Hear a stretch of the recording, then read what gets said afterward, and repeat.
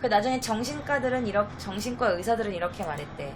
사실은 그가 진정으로 죽이고 싶었던 건 자신의 어머니였다. 하지만 어머니를 죽일 그 광기가 다른 여자들한테 비껴간 것 뿐이다. 비껴갔다라고 분석했대요.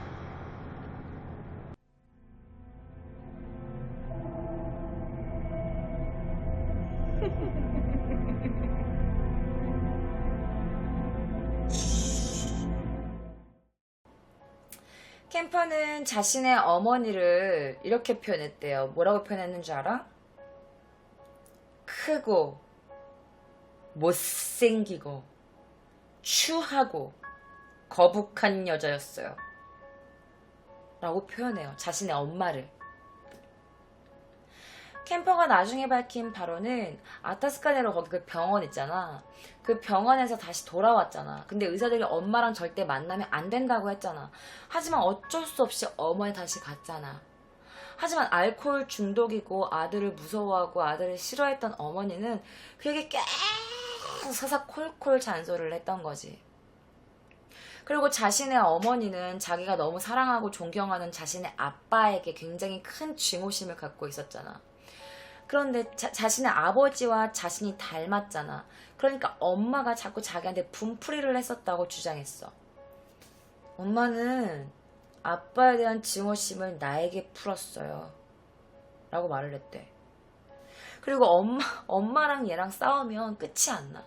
그러니까 그 동네에 있는 사람들이 다 알 정도야. 왜냐면 그만큼 격렬하고 큰 소리로 싸웠대요.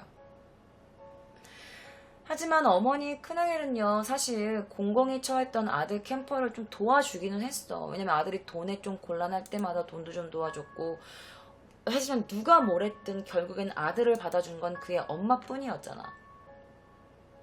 그치? 그래서 그런지 에드먼드 캠퍼 역시 자기 어머니에 대해서 부정적인 말만 했던 건 아니었어. 가끔씩 자기 엄마를 좀 안다, 이해한다 라는 식으로 이야기를 하기도 했대요. 이렇게 얘기했대. 엄마는 자기 자신만의 방법으로 날 사랑한 거예요. 뭐 우리가 격렬하게 싸우긴 했지만 나 역시 엄마를 사랑했어요. 라고 말했대. 그러니까 어떻게 보면 방법이 조금 잘못된 거지. 하지만 뭐 사랑을 했다라고 하니까. 그러니까 뭐 애증의 관계라고 해야 되나? 애증의 관계라고 할 수 있겠죠.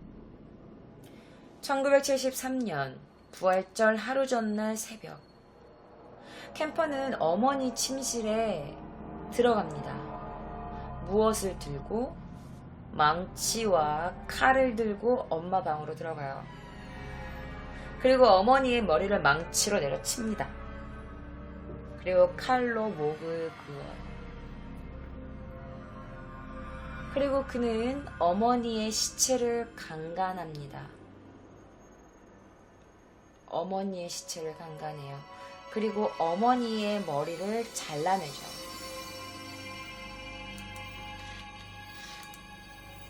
캠퍼의 행동은요, 여기서 끝나지 않아. 엄마한테 가장 잔인한 살인 방법을 하는데요. 엄마를 목을 잘라 죽인 다음에 어떻게 했는지 알아? 엄마의 입 안에다가 쓰레기를 넣어요.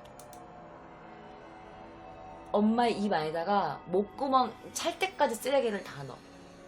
근데 쓰레기가 이렇게 튀어나와가지고 이렇게 엄마 얼굴에 쌓일 정도로 엄마 입에다 쓰레기를 넣어. 캠퍼는 훗날 경찰한테 이렇게 말했대요.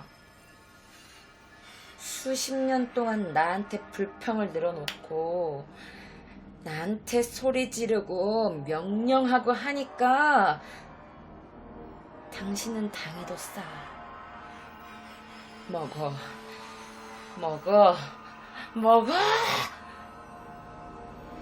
그러면서 엄마 입에다가 쓰레기를 계속 다 넣는 거야. 뿐만 아니야.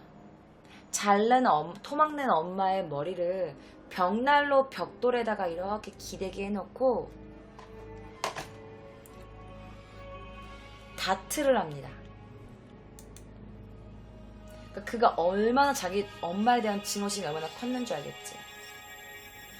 자, 그리고 그날 오후 늦은 시각 그는 자신의 어머니와 가장 친했던 친구를 저녁 식사에 초대합니다. 안녕하세요 아줌마. 아, 다름이 아니라 오늘 저희 엄마와 저와 식사하지 않으실래요? 자, 그녀가 도착했을 때 자신의 친구는요, 이미 머리통이 잘려 있었던 걸 확인할 수밖에 없었어. 캠퍼는 그녀의 자신의 엄마와의 가장 친한 친구가 집에 들어오자마자 목을 졸라 죽였고 침대로 끌고 가서 엄마 친구를 밤새도록 능욕합니다. 여기서 능욕이란 시체와 밤새도록 성관계를 나눴다는 뜻이에요. 자, 그리고 그녀의 어머니의 시체는 경찰들에 의해서 나오게 되죠. 실제 사진입니다. 실제 사진이에요.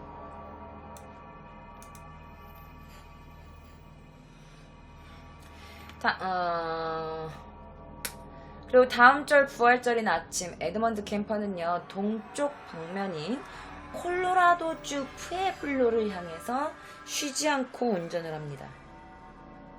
하지만 도착한 뒤에 그는 이런 생각이 들어요. 언제까지 도망갈 수 있을까?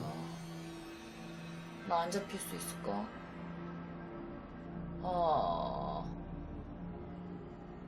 그리고 경찰에 전화를 겁니다. 그리고 자수해요. 경찰은 처음에 그의 말을 믿지 않아요. 다른 연쇄 살인범들처럼 캠프 역시 다른 그 경찰국 사람들과 좀 아는 사이였어. 왜냐면 얘 꿈이 경찰관이었잖아. 그래서 경찰들을 만나면서 이런저런 얘기를 했다고 했잖아. 그치? 사람 죽였어요. 엄마도 죽이고요. 여자들도 죽였는데요.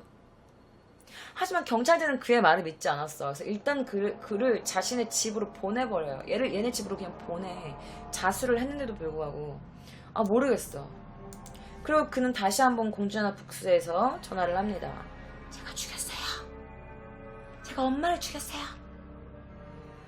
그리고 경찰이 잡으러 올 때까지 기다려요. 그리고 캠퍼는 경찰에게 자신이 했던 사건의 전말, 자신이 했던 이런 범죄 이유 이런 것들을 정말 역겹게 토할 정도로 자세하게 기록돼요. 자, 일단은 그는 그가 묻었던 여자들의 시체가 어디 있는지 알려줍니다. 이것도 실제 사진이에요. 자, 그리고 그가 조금씩 모았던 증거품, 기념품 같은 것들도 이렇게 나왔어요.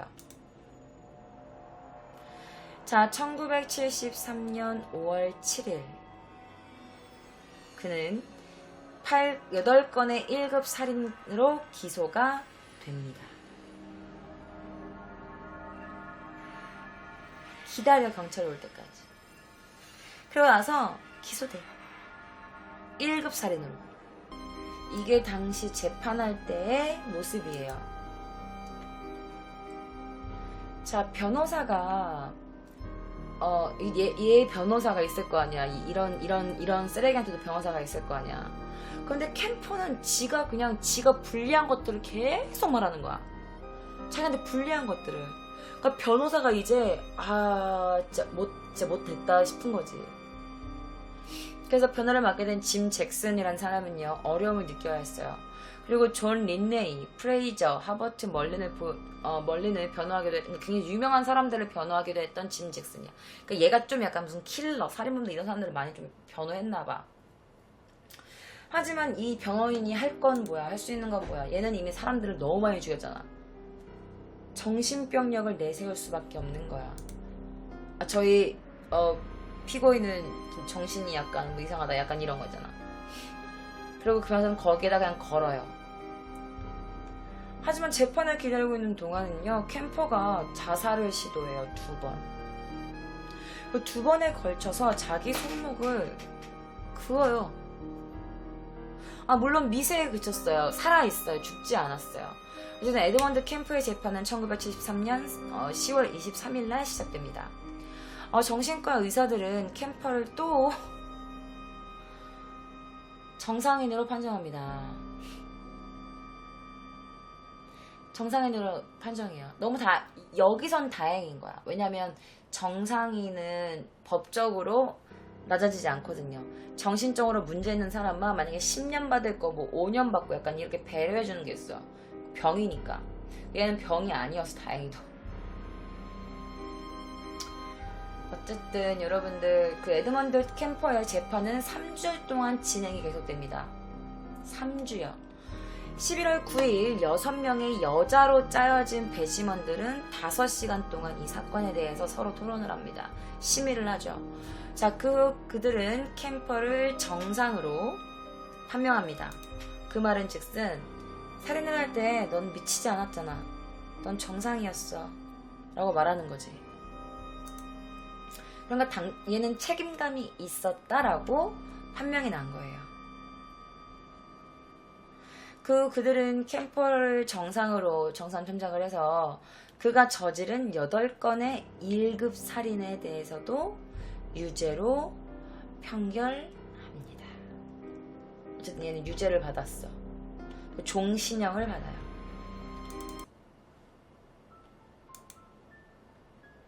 판사가 캠퍼에게 이렇게 물어봐요. 당신 어떤 처벌을 받고 싶습니까? 그랬더니 얘가 뭐라는 줄 알아? 고문해서 죽여주세요. 고문해서 죽여달라고 말을 해. 고문해서 죽는 건 자기한테 희열이라면서. 어쨌든 캠퍼는 종신형을 하는 거 받아요. 무기징역이죠. 영원히 나올 수 없는. 그리고 지금까지도 감옥에 갇혀있대요. 캠퍼는 정신과 외과 수술을 신청했대. 그게 어떤 수술이냐면 캠퍼의 뇌 속에 어떤 칩을 심어 놓는 거야. 그리고 뇌 조직을 조직을 좀 부분 죽여 놓는 거지. 그리고 약간 망상, 환상, 이상한 성적 판타지, 막 토막, 시체 이런 거에 좀 성적인 공격성 치료를 하면은 아마 이게 조금 나아질 거라는 거지. 하지만 그 수술은 약간 뭐 납득할 수도 있었지만 결국 아무것도 이루어지지는 않았어요. 자, 여러분 제가 사진 하나를 보여드리려고 해요. 이게 바로 뭐냐면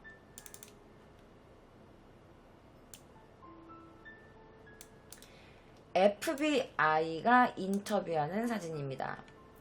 자, 1970년대 초반에는요, FBI가 만들려고 했던 연쇄살인범 프로파일링 프로그램에 따라서 그곳의 특별수사관이었던 더글러스와 로버트 레슬리는 수많은 연쇄살인마들과 인터뷰를 하게 돼요. 이 두 명이 FBI 멤버던 거지. 자, 에드먼드 역시 캠퍼를 만나면서 경호원을 대동합니다. 어느 날은 용기를 내서 단독으로 만나서 인터뷰를 할 수 있게 돼요.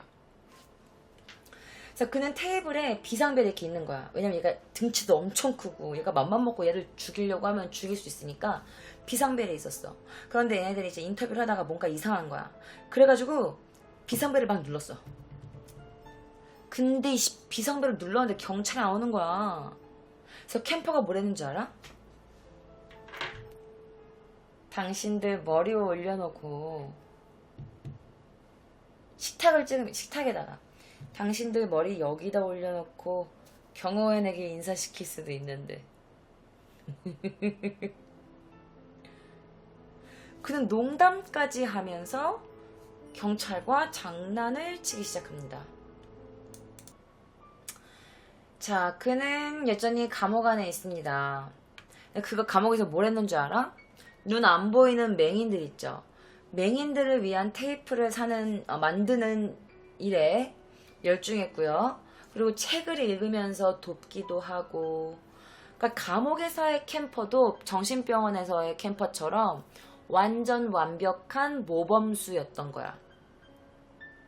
그리고 그는 자기 자신이 감옥 외에는 어디에서도 살기 힘들다는 걸 자기 스스로도 깨닫고 있었던 것 같다고 해요. 잘 모르겠어, 나는.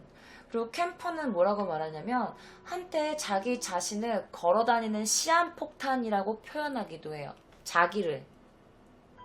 그리고 그는 실제로 시한폭탄이었어. 언제 터질지 몰라. 그치. 그러니까 이게 미성년자 이런 법이 없어져야 된다니까. 미성년자도 중학교 좀 이상 되면은 성인과 좀 비슷한 벌을 내려야 되고, 그리고 고등학생들 특히 그런 미성년자 법이 적용돼서 안 된다고 생각해 나는. 그리고 어떤 사람이 이런 질문을 해요. 야, 너 예쁜 여자 보면 어떤 생각 드냐? 예쁜 여자를 보면 어떤 생각이 드냐라고 물어봤더니, 한편으로는 귀여운 여자애 보면 데이트하고 싶다는 생각도 들죠. 아, 그런데 다른 한쪽은 막대에 꽂혀있는 그녀의 머리통은 어떤 모습일까? 그것도 궁금해져요. 라고 말해요. 막대기가 꽂혀있는 그녀의 모습은 어떤 모습일까라는 생각을 한대. 그러니까 이미 그는 살아있는 여자 말고 죽어있는 여자, 특히 이미 몸이 토막 나가지고 죽은 시체에만 약간 좀 성적인 그런 걸 느끼는 애야. 그리고 이 여자를 죽이지 않으면 이 여자는 내게 아니라고 생각하는 사람인 거야. 무슨 말인지 알겠지?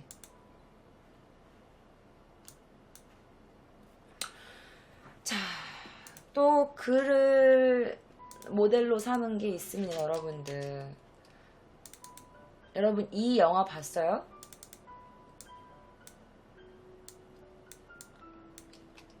자, 에드먼드 캠버에 대한 그 실제 인물을 영화로 만든 거예요. 캠퍼. 그를 실제로 한 리얼 스토리 보이죠? Based on a true story. 이거 실화로 만든 영화라고 나와 있어요. 저도 이 영화를 안 봤어요. 어디서 나온지 모르겠어. 캠퍼는요, 이렇게 말을 했대요. 뭐라고 말을 했냐면,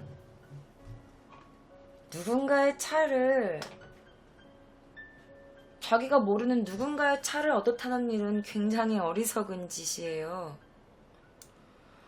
또한 그들의 행동은 굉장히 재밌어요. 자신들이 하는 행동을 굉장히 자극적이고 대담하고 재미있는 행동이라고 생각한다니까요.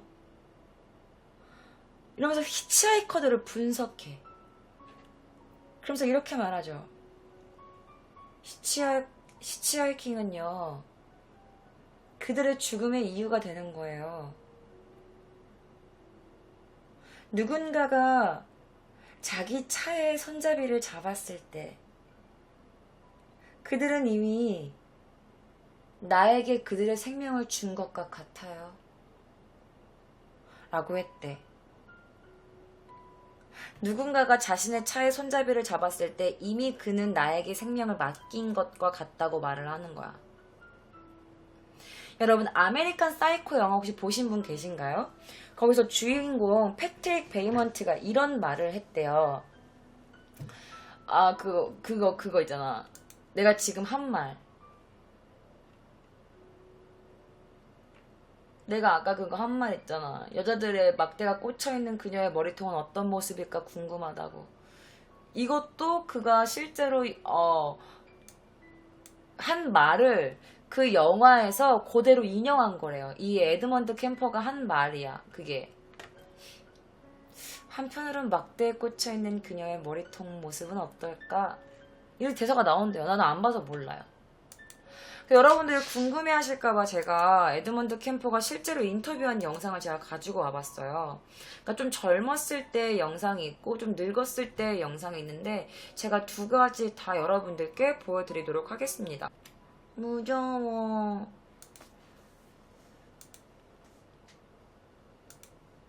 Initiating conversations about that. There was a memorial service for two of the victims. Yes. Were you tempted to go? Yes.